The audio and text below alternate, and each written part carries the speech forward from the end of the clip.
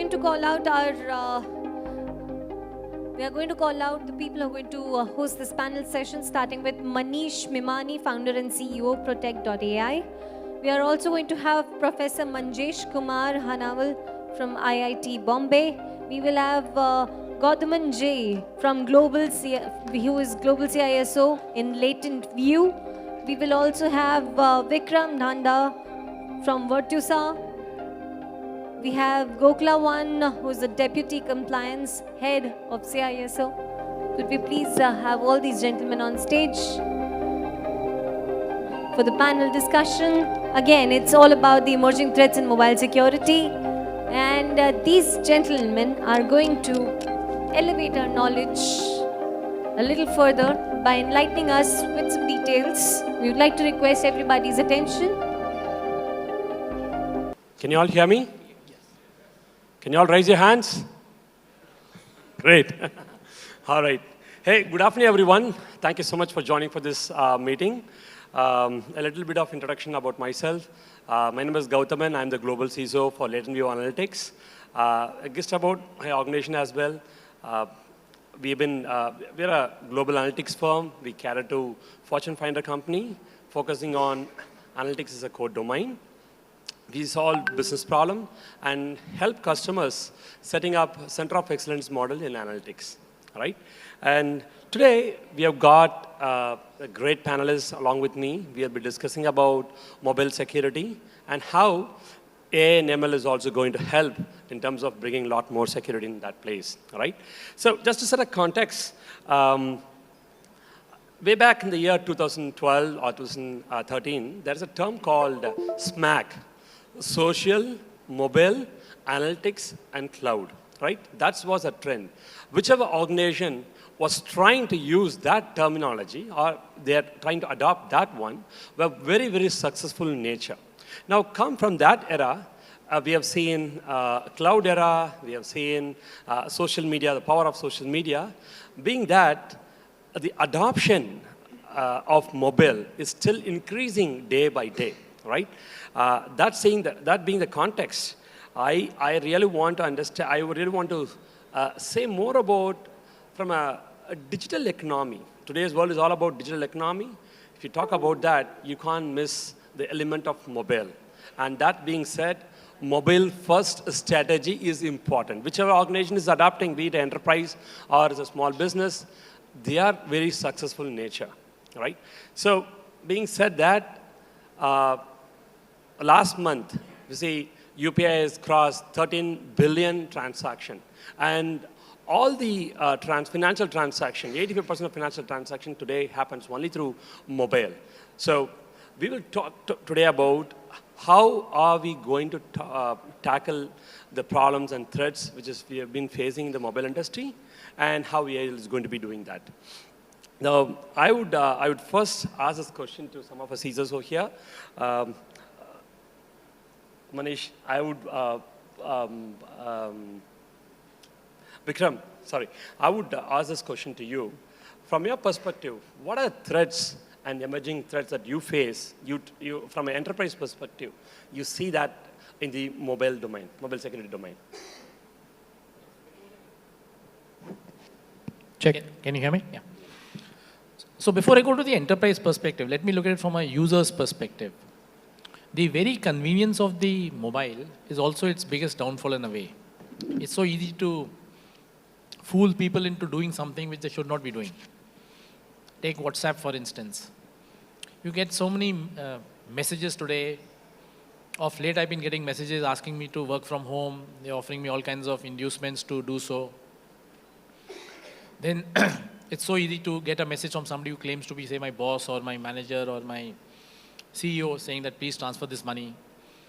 Most of us are not aware that when the number is being shown there, the name is being shown there, whether it is coming from my address book or it is coming from the sender's address book. So that's where the problem starts. And that's just one part of the problem. Now from an enterprise perspective, in the case of a BEC, VC, it's so easy to get fooled and cause loss to the enterprise. But much more than that, the mobile itself could be used for harboring malicious content, malicious code, which in some way could impact the enterprise. So the ideal thing from that perspective would be to have a container which is an enterprise container, and make sure that whatever enterprise work is going to be done is separate from the personal work, and that container is very strongly regulated. That would be my approach to ensuring mobile security. Hey, thank you, Vikram, for bringing that. Hey, I would, as you rightly pointed out, you people would have already experienced, whenever there is a event which is kind of happening inside our organization, the direct reportees of all the CEOs will get an email stating that, can you please transfer amount, right? Raise your hands that if you're not experienced this kind of stuff, right? Everyone, right, agrees to it. Look at your left also. Relevance is there. Because I have been facing that, and how do we protect and how do we take it forward? Because WhatsApp is not an enterprise, rightly brought the point, Vikram. Moving on to Gokulavan, what's your view on that from a threats perspective? Okay, so we all moved from the cash to the check to cards, and now it's completely mobile. How many of you are not at all carrying your wallet nowadays? Can we just raise the hands? See the population that we are speaking about, everybody now don't care about the wallet. So that's the way forward. And going forward, maybe it's going to be a kind of NFC that is stick to your wrist, wherein everything is going to be taken care by that. So the mobile security also, now we have to concentrate on mobile security. And going forward, the way forward also, we have to take care of that. Now, since the question is about the mobile security issues, I will speak about certain things which are specifically to the financial related issues, that from the user's perspective. So before going into that, I would like to point out one particular data point, which is from NETV. 13,530 fraud cases were reported for cybercrime related to finance, and in which 49% of cases are related to online and mobile. So this is actually low because many people didn't even report it. That's a major problem. That's true. So coming to the problems that we are facing, identity theft, issues with routed devices, VPN and proxy being used, and then your screen grabs which are going without your knowledge. So nowadays OTP, nobody calls and asks you through social engineering attacks. They directly had installed something so that your OTP is being watched by someone else at the background. So, and if you see, threat actors had gone into reverse engineering of apps also. So looking into the reverse engineering and then trying to see where the problems are, and they find the vulnerability and then they attack. Keyloggers. So there are multiple issues which are available for a user. And this is, of course, when we say user, this is in turn has to be taken care by the enterprise so that they safeguard their users as well as their business. So that's what my viewpoint would be. Hey, thank you, Google, for bringing out that stats and then explaining in detail about the threats. Manjesh, I just want to hear from you as well, from academics domain, the students' perspective, the adoption of mobile is kind of increasing. So what's your view on that from a threats perspective and the emerging threats perspective? Or what are the challenges that you've been facing? What's your viewpoint on that? Hello, good afternoon, everyone. So I just wanted to carry over the thought that one of the panelists brought, and when he asked, like, how many of you carrying your wallets, I would feel that in coming days, we will be even not carrying our identity cards. Maybe that will all be either in our mobile or it will be all bio-enabled. So maybe we even don't need to carry our iCards. So now coming about the mobile adaptation and the kind of new threats we are exposed to. Of course, as again some point has been put out, human is the weakest link in the security, and more convenient it is making our life, more security risk you are ourselves exposing to. And now, some of the new challenge I am going to see in this mobile thing is, mobile technologies are also rapidly evolving. Now, we'll be mostly using 5G, and we are already talking about 6G. 5G is being rapidly developed, and India being one of the faster adopting of 5G technologies, and soon, 5 years down, you may be seeing 6G on your mobiles. But this is a kind of little bit point for us to also ponder about from the security point of view, because as we're moving towards 5G and 6G, technologies are becoming more and more open. I just wanted to know, like, how of you are aware that in 5G technology, the communication protocol is HTTPS, not any proprietary protocol. How many of you are aware of it? One or two. HTTPS is so common. Many of the attacks that happens over internet are exploiting some vulnerabilities in HTTPS. Now, when 5G core is also using some open protocols like HTTPS and standard protocols like formats like JSON, all of threats are going to carry over to that. And if somebody really want to attack our mobile network, maybe it is also making it easier because most of it is based on open standards. So in that way, yes, like as we are moving forward with this mobile technology, the threat landscape is also increasing. And of course, like we being a technology institute, we are keeping track of what is that being adopted. And we are also going to see, especially our students, like who are very actively using various upcoming protocols and which are being used in this technology. They knows what are the vulnerabilities in this, especially the protocols, the standards which are using very openly. Like these are like kind of open standards, not proprietary.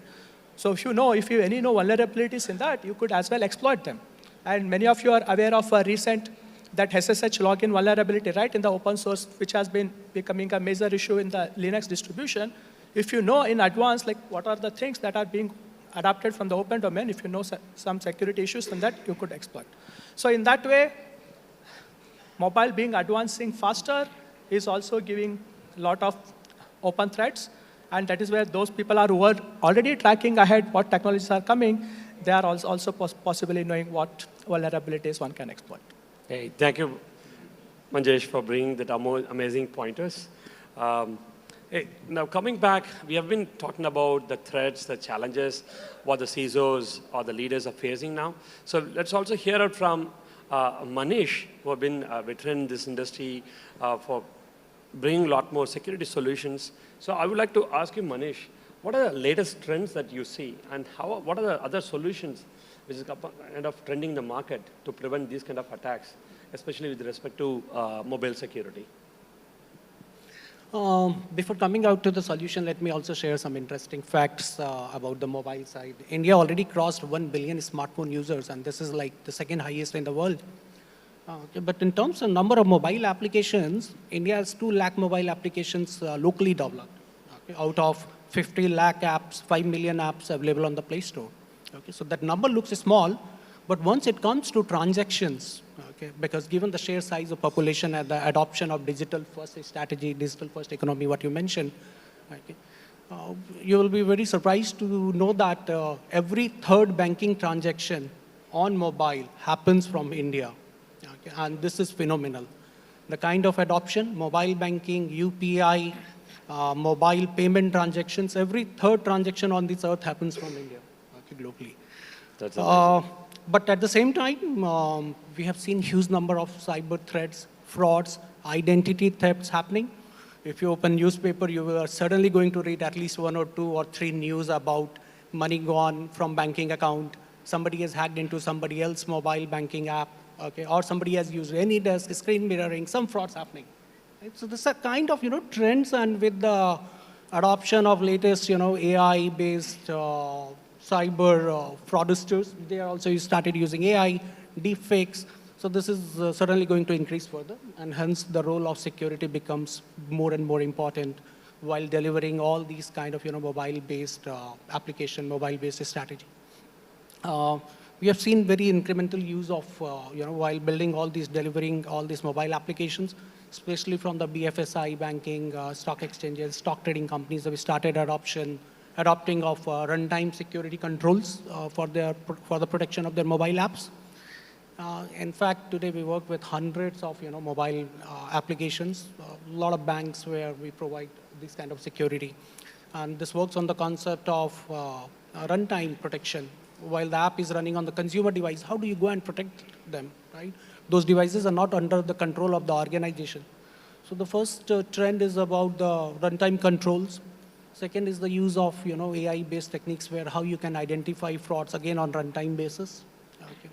And that comes with building up the right set of identity management solutions while you're delivering your mobile applications to create a right set of identity for your mobile app users. To give you example, if NBFC or if some applications are there which has 10 million users, very common in India to have 5 million or 10 million customers using your mobile apps.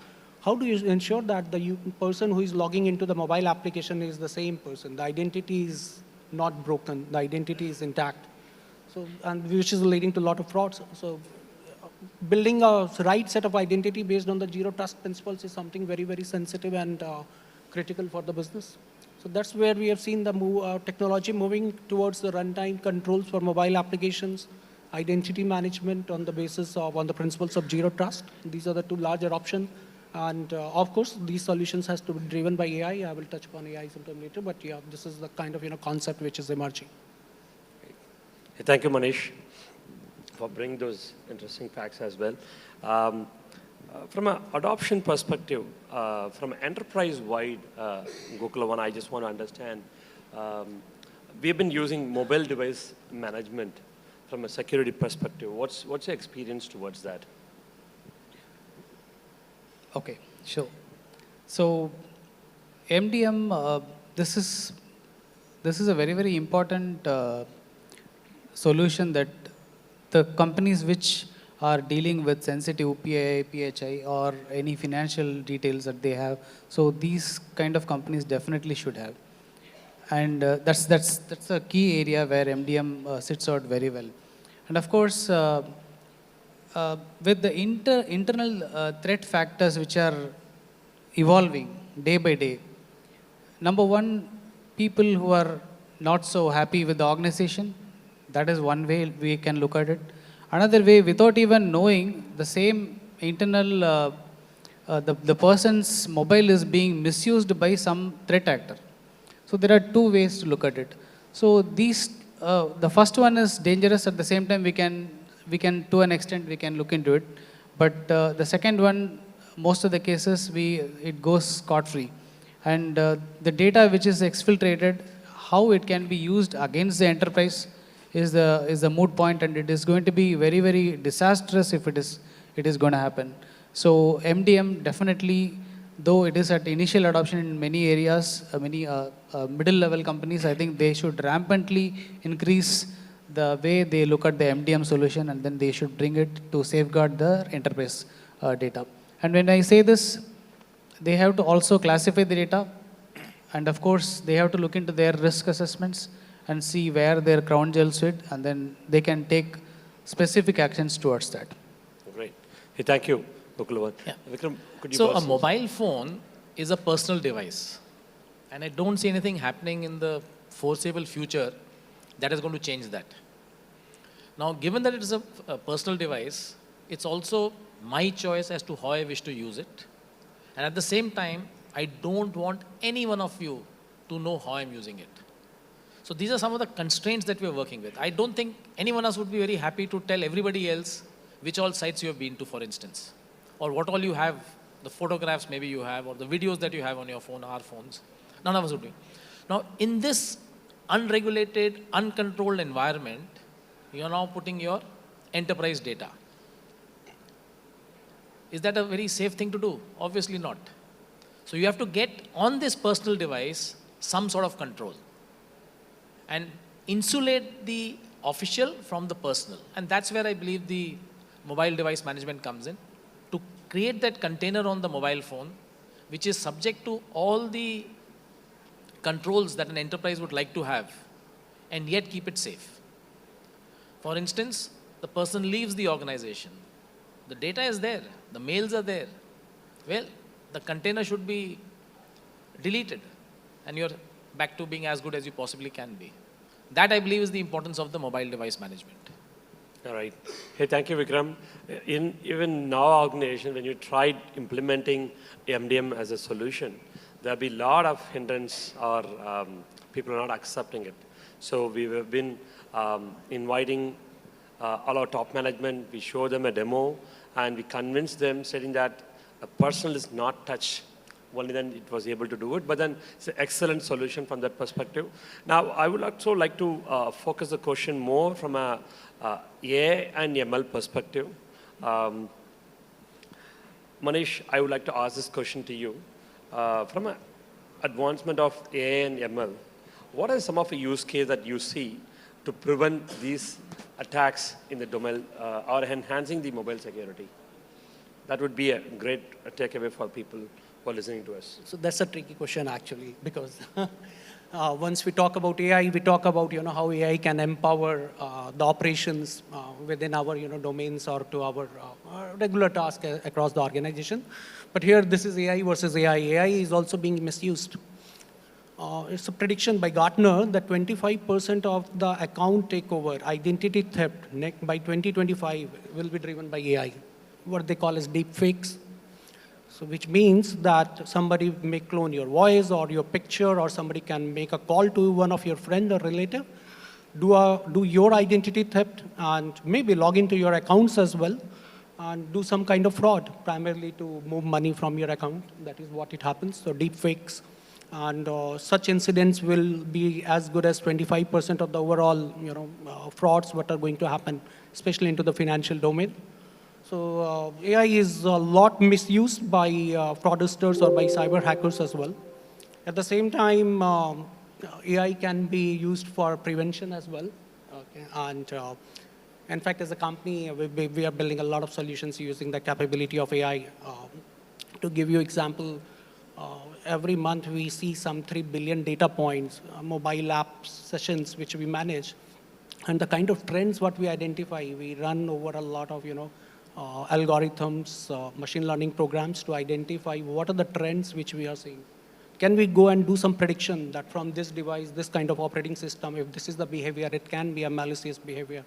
And that's how the programs are learning, okay, in order to understand or to predict a cyber theft or a kind of malicious behavior from a particular kind of device. This is one example which we are implementing. But we see a lot of AI-based use cases, especially into the mobile phones, while it is mobile device security or mobile application security. Okay. Runtime security controls are also getting enabled by the capability of AI. Okay. And in fact, if you see latest smartphones coming in with built-in some AI capabilities, especially from Samsung and all, which are going by that. And if it comes to mobile applications, large enterprises are making their mobile apps secured by runtime security, powered by AI to identify or to prevent specifically some identity thefts related issues. So a lot many use cases are being built on the AI framework. Fantastic. Gautam, I want to give one image, especially with respect to AI, how it is being, currently the situation is, everybody would have, most of the people would have looked at a film called 300. So in that movie, they have arrows. I mean, the threat actors has got arrows, they have sword, they have magic potions, they have everything at their perusal. And they can use it against the small 300 members who are fighting a cause for their country. And they have only one sword and shield. So this is how the current situation is, where the threat actors using the AI or abusing the AI against us, wherein we are having a kind of only a shield which is happening. I think this will definitely is going to change in some time. So I am looking forward for that. Right, please. I would imagine that when the first photocopiers were invented, somebody must have said that now 80%, 90% of degree certificates will be fake. When the first color copiers were invented, I'm sure somebody must have said that now 80, 90, 95% of currency notes will be fake. Right? And yes, I'm sure that copiers have been used for these kinds of activities. Equally, human beings are extremely ingenious, extremely creative. They know how to get over these things as well. 4 years ago, around this time, there was a very widely held expectation. 4 years ago, around this time, that the human race will be wiped out due to something called COVID-19. We are all here. None of us is wearing a mask. We have prevailed. Same way, I believe we will prevail. The only place where you can rely upon human beings is to behave like humans. We will make mistakes. We will act irrational. We will do things that we should not be doing. So if you're going to depend upon humans for cybersecurity, you are going to fail. I'll guarantee that.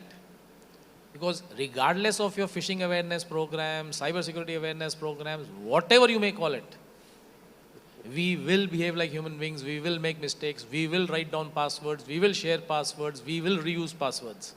All this is going to happen. And the only way to protect ourselves is probably to use AI. Because AI hopefully will behave rationally. It will not make the mistakes that humans make, as long as we have got humans checking the work that humans do in making those AI programs. All right. Hey, thanks, Vikram. Manjesh, you would like to share your viewpoints, interesting viewpoints we've been hearing from all of them. Okay, to begin with, see, my background is I work in operations research where we use a lot of mathematical tools, and we used to build new machine learning algorithms and not only just show it on some algorithm works, also establish the theoretical guarantees and all. But when we started seeing, okay, AI has many applications, and when everybody talked about, oh, AI has application in cybersecurity, we also ventured into it. Okay, let's apply AI to cybersecurity.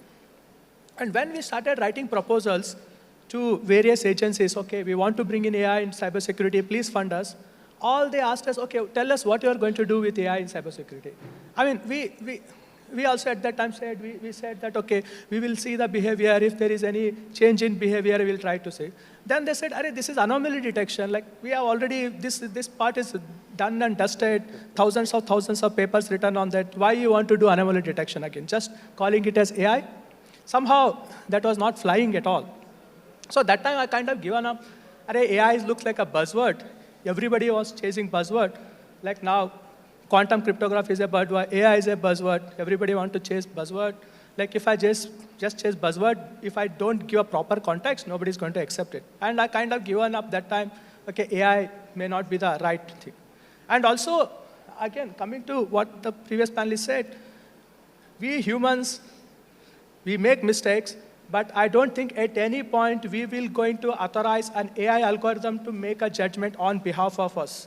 We are never going to authorize it. Even though AI is 99% accurate, we are never going to say, okay, you feel bad, cut it off.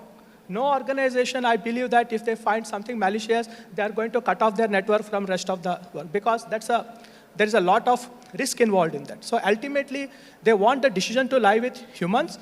Yes, AIs, they want to make it as sufficient possible. They are never going to be replacement for humans, at least because we humans don't want them to replace us. Now, coming back to AI's application, the LLMs have changed my view about use of AI/ML in cybersecurity. I feel that humans are still going to be taking ultimate decisions, not going to relegate any of their decision-making capabilities to AI, but they want a lot of assistance in making quick decisions. Cybersecurity is all about making quick decisions. Okay, you have a lot of information, you gather, process information, extract the relevant, and quickly make decisions. But that making quick decisions require somebody to aid you to gather information as quickly as possible. In cybersecurity, we have a lot of data, tons of data, but making sense out of it is a critical part, and that is a difficult. But LLMs, I feel that they can potentially help us from this large amount of information. If we are going to develop these LLMs, asking very precise question. Okay, tell me what happened. Who are the logged users? At what time they log in? From which IP? What port they use? Which application they access? Like, if we ask if we can extract it, maybe we'll be able to connect this dot quickly and say something concrete, and in that way, they can help humans to make quick decisions. So, LLMs adapted to cybersecurity, one particular use case I am feeling could be very pertinent to cybersecurity, and I'm trying to like myself work on those aspects. So this is my take on it. Hey, thank you, Manjesh. I think that's all fantastic viewpoints from all of the panelists as well. I thought let's also check with the audience. Audience, you would like to have any other questions for panelists over here?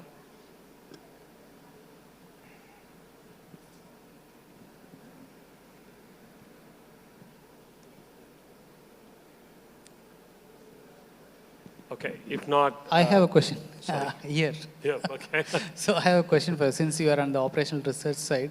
So I agree to both of you first on the human aspects. But the human is the deciding authority. However, the human decides on the data lake which is being processed by the AI, and then some outputs are coming.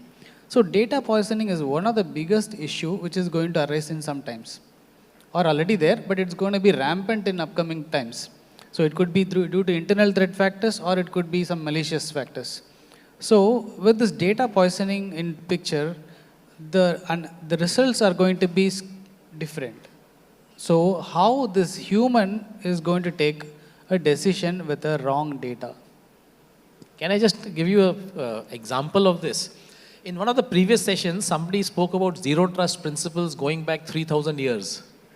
And he talked in the context of shipbuilding that, you basically don't take anything for granted, and you have compartmentalization, etc.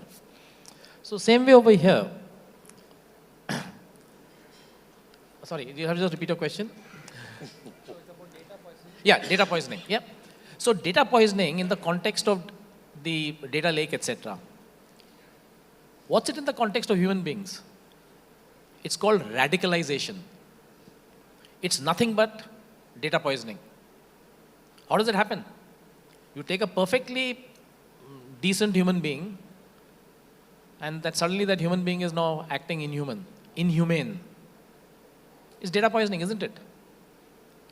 So the point is that you will always act in accordance to what you have been exposed to, whether it's a person or it's a data model or a bot or whatever. Whatever data has been provided. So now it becomes the job of all concerned to make sure that you are providing representative data, cleansed data. And that's a problem you face in databases also. Yeah. Hey, I think, thank you so much, Vikram, Gokulavan, and Manish, and Manjesh. That's been a great discussion. I think there will be a lot of takeaways as well. Last but not the least, nothing to do with from a mobile security, but I would like to just remind you about FedEx scam. I'm not sure how many people know about this. Horrible stories. Be aware about this. If you want, you can connect with me offline. I've seen my close relatives who've been suffering, one moment, sir, suffering from that. FedEx scam, be alert. You get a call from someone saying that there is a parcel which is lying in the customs, and you are responsible for that, and they have, and we are calling from CBI. And one of my closest person has been staying.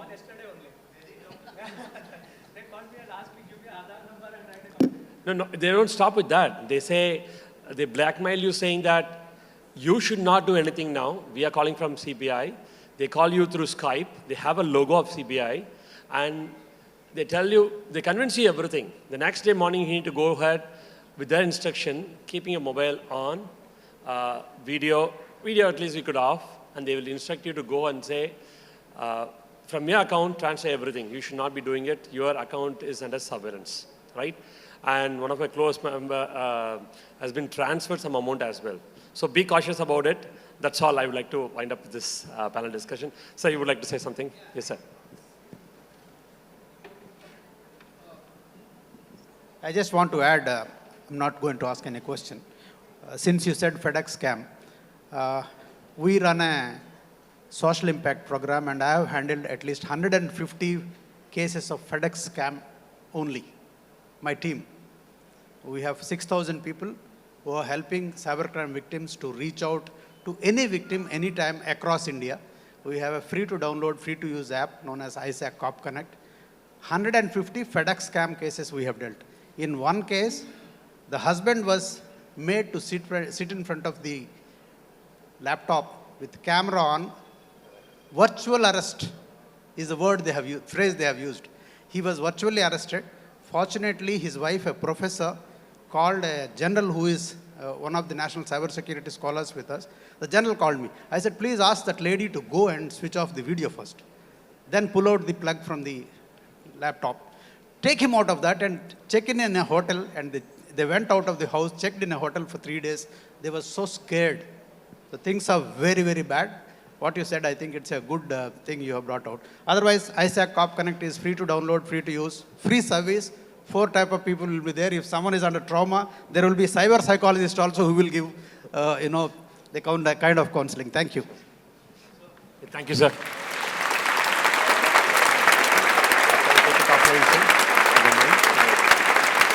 Hey, thank you, everyone. Just of time. I think we had a great panel discussion. Thank you so much.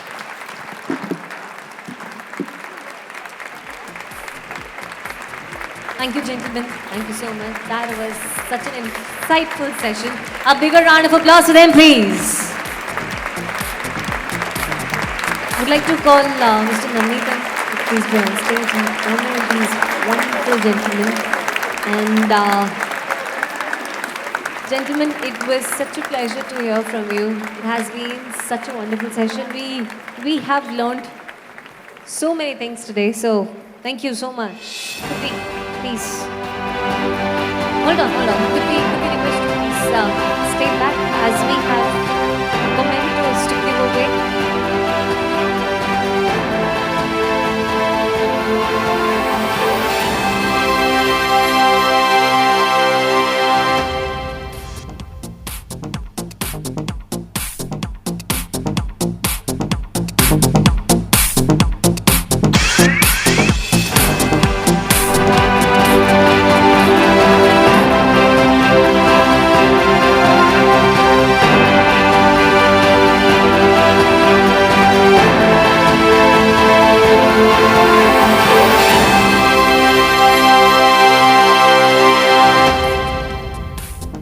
As a community, we relish such wonderful chats and such amazing sessions which bring out the best of each other, share knowledge, share wisdom, and give us some insights about what's in the business, what's not. So, gentlemen, it has been a delight to have you on stage.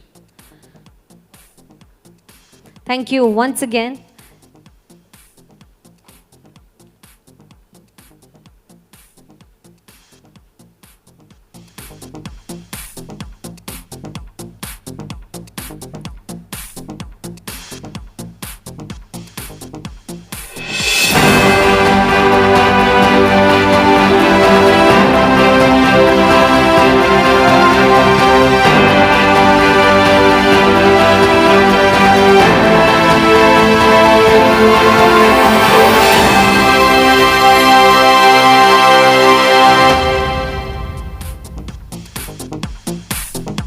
Fun picture to remember this moment by.